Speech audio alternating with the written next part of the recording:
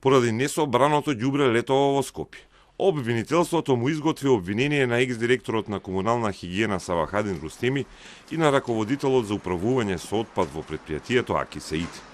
Обвинителството тврди дека Рустеми постапил спротивно на законот и на статутот на предпријатието и не се грижал за контрола на активностите за собирање на сметот во главниот град, а заедно со Саити не ги спроведувале плановите со што прекршиле два закони за животна средина и за управување со отпад.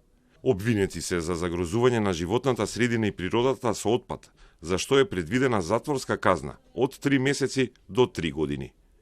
Како директор на јавно предпријатие кој е давател на комунална услуга бил должен сепак давањето на комуналните услуги, не го вршел постојано и квалитетно и не се грижал да ги одржува во функционална и исправна состојба објектите, опремата и уредите. Рустеми и Саити беа во притвор од крајот на октомври кога беа приведени. Обвинителството објави дека веќе нема потреба од најстрогата мерка, туку може да им се одземат пасошите и да им се забрани напуштање на живеалиштето.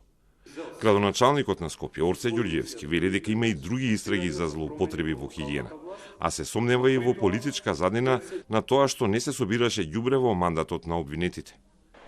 Но повторно, граѓаните од определени делови на Скопје се жалат дека ѓубрето и сметот не се собира редовно. Ама таткото на градот тврди дека сега е подобрена ситуацијата и со поправка на камиони и со помалку вработени. А состојбата не може да се реши преку ноќ, вели тој.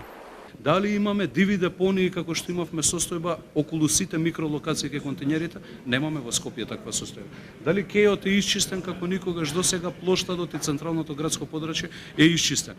Дали тоа го правиме без околу 600 лица кои што беа на платни списоци, земаа плати, трошеа средства од граѓаните со години, а ги отстранивме од работа и не сме вработиле нови лица, што е многу важно, значи со помалку луѓе го правиме сето ова, го правиме и даваме се од себе.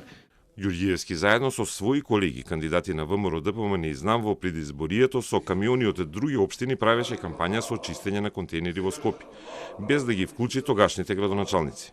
Но антикорупцијска комисија оцени дека нема законска забрана за тој вид на кампања и дека станува збор за етичко прашање на кандидатите.